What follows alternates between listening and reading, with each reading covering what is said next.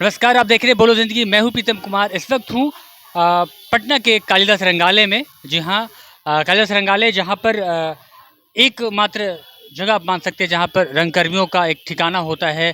और आज हम आए हैं विशेषकर बातचीत करने के लिए रास राज जी से, चूँकि एक इनकी फिर से एक प्ले है दूसरा आदमी दूसरी औरत, जिनमें वो अभिनय भी कर रहे हैं और शायद निर्देशन भी आपका है। जी, मेरा ये नई प्रस्तुति है दूसरा आदमी दूसरी औरत, और ये संगीत नाटक अकादमी के सौजन्य से हो रहा है।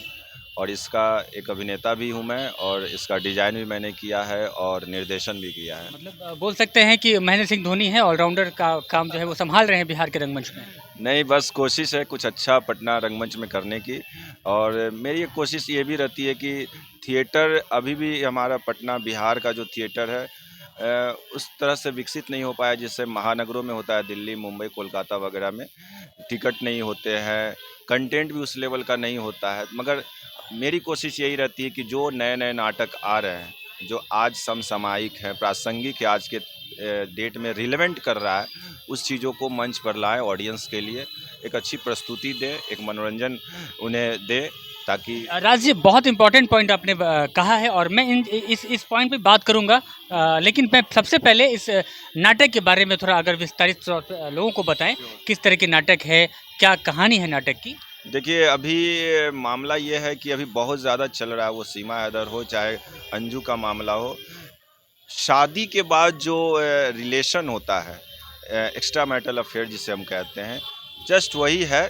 इसमें है कि एक ऑफिस का सीन है जिसमें ऑफिस और जो बॉस है और एक वर्कर है जो फीमेल है, दोनों में एक रिश्ता बनता है। दोनों अपने पति जो है अपने पत्नी से खुश नहीं है, पत्नी है जो अपने पति से खुश नहीं, वो रिस्पेक्ट नहीं उन लोगों को मिलती है। तो ये दोनों एक दूसरे से जुड़ते हैं और अपने जो अधूरापन है, जो जिसकी शादी के बाद एक आस होती कि मैं हस्बैंड के साथ ऐसा करूँगा, इनके साथ घूमूँगा। पति चाहता है कि मैं अपनी पत्नी के साथ, तो एक कह सकते हैं जो संपूर्णता मिलनी चाहिए शादी के बाद, वो नहीं मिलती है। और ये घटना अमूमन हर रोज हमारे समाज में होती है। होती है, आप देखिए कि 5वां से 10वां आदमी इस चीज़ में पड़ा हुआ है, किसी न किसी तरीके से। आपको पता नहीं चला, समाज में सबसे ज़्यादा अभी चल रहा है। आप यूट्यूब देखिए, चाहे कहीं भी देखिए, ये चीज़ें चल रही है। तो ये बहुत ही रिलेवेंट स्टोरी है, दूसरा आदमी दूसरी औरत, विभा रानी का लिखा हुआ है और बहुत अच्छी स्टोरी है। मैं चाहूँगा कि सब ऐसे ऐसे रिश्तों में रासा जी, मैं चाहूँगा आपसे ये सवाल करना कि क्या आपको नहीं लगता कि ये चीज़ें इस घटना की जो बढ़ोतरी है वो सोशल मीडिया के आने से कुछ बढ़ी है। देखिए, बढ़ी नहीं है, पहले भी होते रहे हैं। अब सोशल मीडिया का ये हो गया है कि कुछ भी चीज़ें ज़्यादा एक्सप्लोर हो जा रही हैं, तो हम लोग को ज़्यादा से ज़्यादा पता चल जा रहा है। घटनाएँ तो शुरू से घट रही है। आज के समय नहीं, मंटो के समय में सआदत हसन मंटो हो, चाहे उस समय उन्होंने लिख दिया जो आज भी प्रासंगिक है। तो ये चल रही है, मगर पहले जो पर्दा था, अब पर्दा खत्म हो चुका है, अब खुले तौर से होता है। मतलब इस तरह की जो घटना है, जो आपका नाटक है दूसरा आदमी दूसरी औरत, मतलब शादीशुदा होने के बाद भी टाइटल से ही पता है चल ना, रहा है। हाँ। कि दूसरी औरत से भी संबंध रखना, तो इस तरह की जो घटनाएं हो रहे हैं, क्या ये सोशल मीडिया आने की वजह से भी हो रहे हैं? क्योंकि जैसे कि सीमा हैदर हैदर का केस देख लीजिए, देखिए कौन पाकिस्तान में और कौन हिंदुस्तान में है, तो एक दूसरे से कनेक्ट अगर हो रहे तो बन रही है ना, तो कहीं ना कहीं सोशल मीडिया का हाथ है इसके पीछे। बिल्कुल है, बिल्कुल है। चूँकि व्हाट्सएप का ज़माना है, व्हाट्सएप से कनेक्ट हो रहे हैं। पहले था पत्र से होता था, और पत्र से बहुत बहुत लेंदी होता था सारी चीज़ें। लेकिन सोशल मीडिया से फेसबुक, व्हाट्सएप, इंस्टा से जुड़ जाते हैं लोग, तो ये बहुत आसान हो गया जुड़ने का तरीका। तो क्या इस नाटक में वो चीज़ दिखेगा कि ऐसा कैसे कनेक्ट हो पा रहे हैं हम, या फिर वही पुरानी विधि? बिल्कुल आप कनेक्ट हो जाएँगे, 100% कनेक्ट हो गए। मेरी श्योरिटी के साथ करें, आप इस नाटक को देखिए, आप अपने आप को पाएँगे। अगर आप किसी से जुड़े हुए हैं, तो आप अपने आप को नहीं, पाएँगे। मैं तो नहीं जुड़ा हूँ।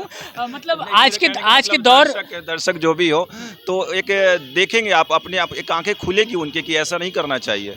एक लड़की को ऐसा नहीं करना चाहिए, तो ये सारी चीज़ें हैं। तो एक बहुत अच्छा मैसेज है सोसाइटी को।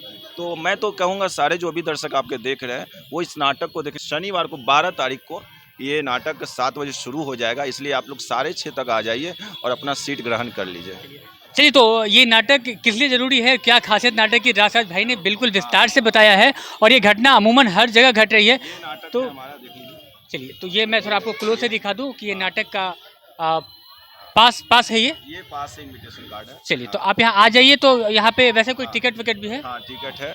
टिकट आपको टिकट मैं कल नहीं रखा हूँ, एक डोनेशन जैसा रखा हूँ, जिसमें आप 20 रुपया से स्टार्ट करके आप कुछ भी आपकी इच्छा अनुसार आप डोनेशन देके आप एंट्री करके देख सकते हैं। चलिए, बड़ा अच्छी व्यवस्था है, क्योंकि ये पटना में टिकट नहीं कटती है, ये देखने में थोड़ा अजीब लगता है। चलिए, हम उसी बात पर वापस लौटेंगे कि महानगरों की बात कर रहे थे कि महानगरों में नाटक जो है आज भी पैसे लगाकर, टिकट लगाकर देखा जाता है। तो पटना और बिहार में ये स्थिति कब बनेगी और क्यों नहीं बन पा रही है? देखिए, यहाँ ये सब बातें नहीं बोलनी चाहिए। मैं तो पहल कर रहा हूँ। अभी 6 तारीख को शो किया था, उसमें 20, 50, 100 का टिकट रखा था, लेकिन 6 के बाद तुरंत 12 तारीख को जिस वजह से टिकट नहीं बन चुका है, जिस वजह से हम लोग डोनेशन या उसको टिकट ही कह सकते हैं, 20 से स्टार्ट है जो भी है। तो टिकट मैं हमेशा शो में, आज से 2016 से मैं डायरेक्शन कर रहा हूँ और हर शो में टिकट रखता हूँ, बिना टिकट के एंट्री नहीं करता हूँ, क्योंकि उसकी अहमियत नहीं रहती है। फ्री में आते हैं लोग, देख के आया, जब मन जब करके निकल गए, तो ये नहीं, चीज़ों को वैसे वैल्यू नहीं मिलता है। तो मुफ्त की चीज़ों का वैल्यू नहीं है, तो भाई मुफ्त में क्यों दिखाएं? हम लोग महीनों भर तैयारी करते हैं इसका, क्यों दिखाएं फ्री में? भाई मेहनत, खून पसीना। मेरी अभी भी तबीयत थोड़ी हल्की ख़राब है, मगर ये शो करना है, शो मस्ट गो ऑन है, बात तो करना है मुझे किसी भी सूरत में।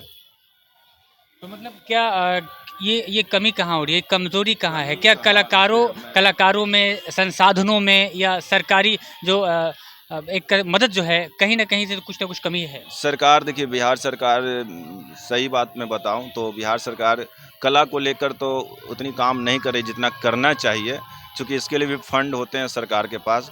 हर कलाकार, आज कलाकार यानी बेरोज़गार, तो बेरोज़गारी व्याप्त है कलाकारों के बीच। उनको समझ में नहीं आता है क्या करें। बहुत सारे पैसे की दिक्कत हो, जिस वजह से नाटक छोड़ देते हैं, कला उनका ख़त्म हो जाता है। लेकिन कुछ ही लोग जो होते हैं जो हिम्मत बनाए हुए कि नहीं, कुछ करना है लाइफ में, नाटक से सिनेमा में जाना है या थिएटर ही जीवन भर करना है, तो इस तरीके से। मगर सरकार को इस पर ध्यान देना चाहिए कि कलाकारों को जीवित रखने के लिए कुछ इसके लिए अनुदान का व्यवस्था होना चाहिए, और कुछ भी उसके भत्ता राशि जो भी है कलाकारों का, वो मिलना चाहिए। कम से कम महीने का कुछ राशि मिले, जो भी बने, प्रोत्साहन के लिए प्रोत्साहन राशि मिलनी चाहिए। चलिए, तो ये कारण है, कुछ कारण जो राजराज भाई ने बताया। और खैर, समय जैसे जैसे आगे बढ़ेगा, हमें लगता है, और ये विश्वास भी है, जिस तरह से कलाकारों की जो सहभागिता है, जिस तरह से दिख रही है, जितने एक्टिव है, लगता है कि एक न एक दिन पटना में भी मुंबई और दिल्ली की तरह टिकट कटा के लोग देखेंगे और काफ़ी उत्सुकता से देखेंगे। और मुबारक हो आपको राज भाई, और शुभकामनाएं भी इस नाटक के लिए। क्योंकि राज भाई के बारे में बता दूं कि पटना में अगर जैसे मनोज भैया हैं, जैसे मनोज तिवारी जी हैं, मनोज वाजपेयी जी हैं, पंकज त्रिपाठी जी हैं, संजय मिश्रा जी हैं, इतने लोग के बाद मैं देखता हूं अगर तो राज बहुत जल्दी मुंबई का रास्ता करेंगे, लेकिन रंगमंच को नहीं भूलेंगे, ऐसी इनमें वो जीवन तक चलेगा। रंगमंच, सिनेमा और रंगमंच दोनों साथ में चलेगा, ये मेरा वादा है, और ये मरते दम तक रहेगा। ये बहुत बहुत धन्यवाद राज भाई आपका बात करने के लिए। बहुत